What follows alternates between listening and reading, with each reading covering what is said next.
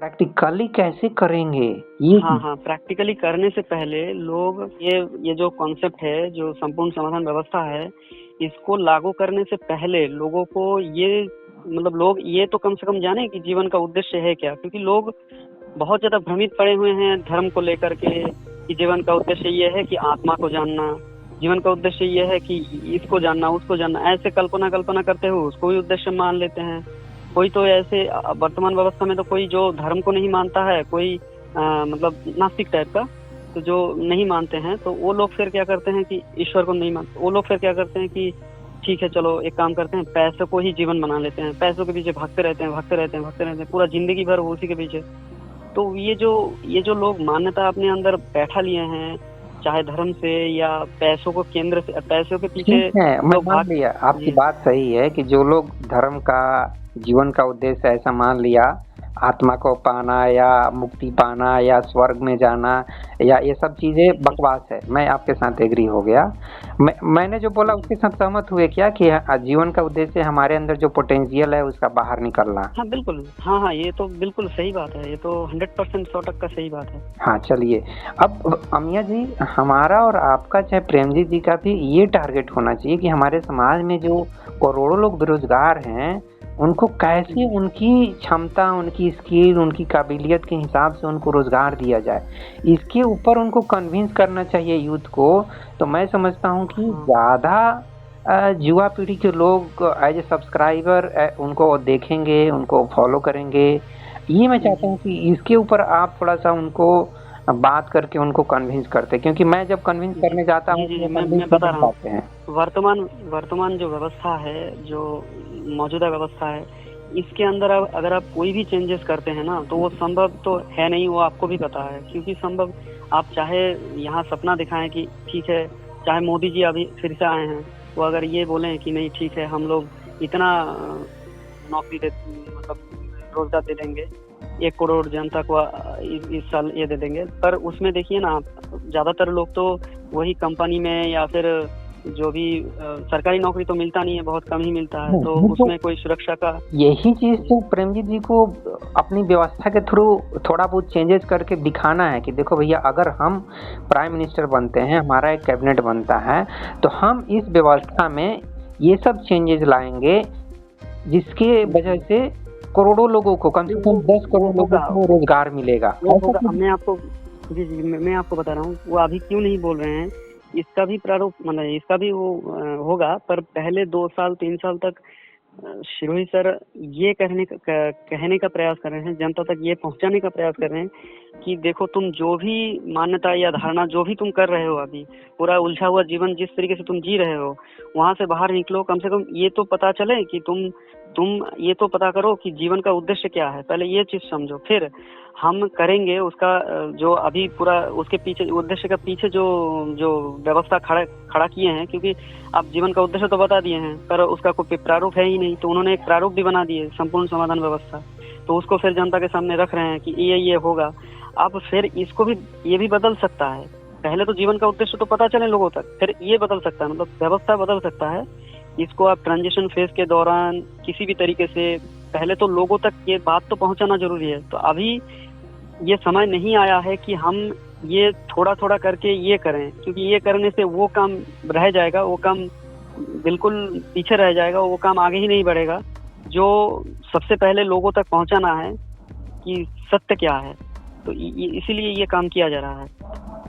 अच्छा ठीक है, आपका कहने का मतलब अभी हम जो आदमी के दिमाग में जो उलझन है धर्म दर्शन उसको पहले उसको क्लियर कर रहे हैं, और उसको संपूर्ण समाधान में थोड़े बहुत और चेंजेस वहाँ फिर चेंजेस हो सकता है, वहाँ फिर बाद में देखा जाएगा कि उसमें चेंजेस और कितना किया जा सकता है, या उसको बाद में मतलब वो किया जा सकता है। हाँ, क्योंकि देखिए बाई बर्थ बच्चा पैदा हुआ, सबको एक जैसी सुविधा सहूलियत मिले विकास के लिए, ये तो बहुत अच्छी बात है, लेकिन उसके बाद अगर कोई बहुत ज़्यादा हार्डवर्क कर रहा है, बहुत अच्छा काम कर रहा है, तो उसको थोड़ा सा विशेष सुविधा आपको देना पड़ेगा, और पब्लिक इससे नाराज नहीं होगी कि भाई कोई जैसे अब्दुल कलाम जी मान लीजिए, चाहे कोई भी साइंटिस्ट मान लीजिए, बहुत अच्छा काम कर रहा है, तो उसको अप्रिसिएशन देना चाहिए, उसको थोड़ा अच्छा सुविधा देना चाहिए, उसको थोड़ा कुछ नोबेल प्राइज भारत रत्न, ऐसा कुछ आप देंगे तब कोई दूसरा भी व्यक्ति मोटिवेट होगा कि हाँ यार नहीं हमको नहीं भी अब्दुल सुनिए, कलाम वो जी का काम करना है। इसीलिए ही तो उन्होंने ये जो दर्शन सामने रखे हैं कि मोटिवेशन का कोई जरूरत ही नहीं होगा, लोग अपनी इच्छा से करेंगे। इसीलिए तो जीवन का उद्देश्य, ये जो पूरा जीवन दर्शन उन्होंने दिए हैं, संपूर्ण जीवन दर्शन, यहाँ से अमिया ये जी मैं पढ़ा जरूर नहीं हूँ, मैं जरूर। पहली बात बोल रहा हूँ, मैं पढ़ा नहीं अच्छा हूँ, मैं सुनिए उनका ना। वीडियोस वगैरह ये हाँ ठीक चर्चा है, वगैरह यही कोई सब नहीं पता उसमें चला। तो इतना कुछ ये नहीं है। कहने का मतलब हर एक व्यक्ति के अंदर एक जितना अच्छा काम करने के लिए या आगे बढ़ने के लिए उतना हार्ड वर्क और प्रयास करने की भावना भी नहीं होती है, या जी कर नहीं पाता है। हो सकता है भावना है, इच्छा है, लेकिन कर नहीं पाता है, बिकॉज उसका एक लिमिटेशन है हर एक व्यक्ति का। हाँ बिल्कुल सही बात है। हाँ हाँ भावना है, भावना तो देखिए, भावना बहुत तरीके से उठ सकता है। जैसे एक सामाजिक स्टेटस, जो कि मैं समाज के लिए कुछ करेंगे और मेरा नाम होगा, मेरा वो होगा, या फिर मैं दूसरे का दुख, अभी तो समाज में दुख ही दुख है, तो समाज में किसी के दुख को देख करके मेरे अंदर भावना पैदा हुई कि मैं उसके लिए कुछ करूं, पर मेरा सामर्थ्य नहीं है। पर सामर्थ्य वहां तक होना चाहिए जब स्वस्थ एक समाज तैयार होगा। मतलब मैं, ये थोड़ा कल्पना है, मान लीजिए, अभी कल्पना ही सही मान लीजिए, पर अगर एक स्वस्थ समाज होगा तो उसके अंदर, अगर आप मान लीजिए कमजोर हैं, या फिर मतलब समाज की दृष्टि से आप कमजोर हैं, आप में भावना, मतलब जो भावना आपके अंदर उठा वर्तमान व्यवस्था में, खराब व्यवस्था में, वहां तक हम कर नहीं पा रहे हैं। मतलब आपकी लिमिट नहीं है, वहां तक नहीं जा पा रहे हैं, पर आपका जो लिमिट है स्वास्थ्य व्यवस्था में, वहां तक आप करेंगे, और आप अपनी इच्छा से करेंगे, अपने रुचि के आधार से करेंगे। वहां आपको कोई मोटिवेशन का या फिर कोई भावना पैदा नहीं होगा कि इसके लिए करें, उसके लिए वो ये। जो आप स्वस्थ समाज की कल्पना करना, उसमें अभी काफी मान समय लीजिए लगेगा। कल्पना, अब हाँ क्या बताएं, इसको कल्पना ही कहेंगे, हाँ क्योंकि हाँ, हर एक काफी चीज तो समय लगेगा। क्या किस तरीके से। हाँ फिलहाल अभी प्रेजेंट सिचुएशन में हमारा चेंज इंडिया हो, चाहे प्रेमजीत जी हो, चाहे आचार्य प्रशांत हो, चाहे देश के जितने भी और दुनिया के जितने भी जागरूक लोग हैं, होशवान व्यक्ति हैं, इंटेलिजेंट हैं, जिनको इंटेलिजेंट बोला जाता है, चाहे वो बिल गेट्स हो, चाहे एलोन मस्क हो, चाहे अडानी अंबानी हो, चाहे मोदी जी हो, सबका मेरे हिसाब से आज के टाइम पे टारगेट ये होना चाहिए कि भैया ये 70 करोड़ लोग, 80 करोड़ लोग राशन पानी पे जी रहे हैं, इनको कुछ रोजगार दिया जाए, रोजगार के बदले में उनको कुछ इतने सफिशिएंट अच्छा, पैसे दिए जाए कि उससे अभी वो आप स्वस्थ रोजगार, लाइफ जी सकें। ये टारगेट ऐसा सही बात है। होना चाहिए। अभी तो आप खुद भी समझ सकते हैं ना कि अभी जो जिस तरीके से आप रोजगार, ज्यादा से ज्यादा लोगों को नौकरी देंगे, या रिक्रूटमेंट किसी भी उसमें नौकरी निकालेंगे ज्यादा से ज्यादा, तो कैसे निकालेंगे? क्योंकि उसके ऊपर भी चर्चा हुआ था, उस वीडियो पड़ा हुआ है, उसको भी देखेंगे तो।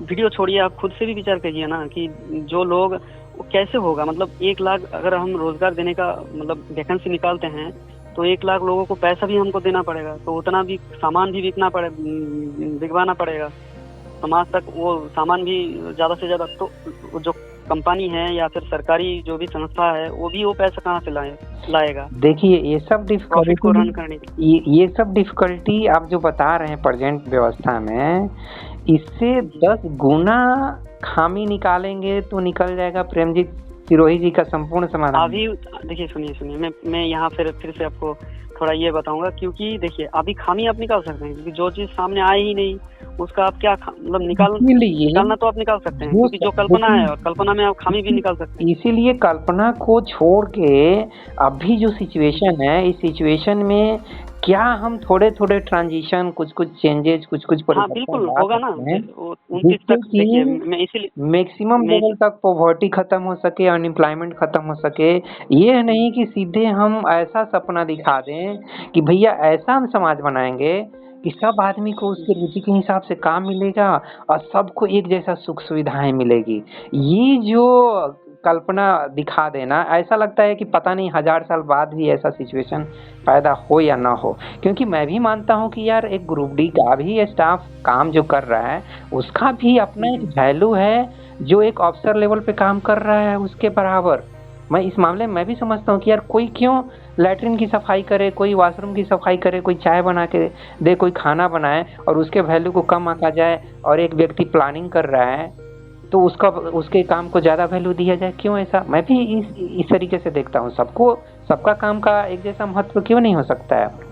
लेकिन वो मानसिकता आने में हजारों साल लग जाएंगे।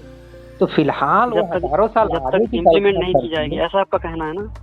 नहीं, वो जब तक कल्पना को सही होने में बहुत समय लगा। इसीलिए प्रेजेंट जो सिचुएशन है, इस सिचुएशन को कैसे थोड़े थोड़े परिवर्तन करें, कैसे हम क्या करें कि ज्यादा ज्यादा लोगों को रोजगार मिले, ज्यादा ज्यादा लोगों की गरीबी दूर हो, उस तरफ ज्यादा हमारा, आपका और जितने भी जागरूक लोग हैं उन सबका ध्यान होना चाहिए।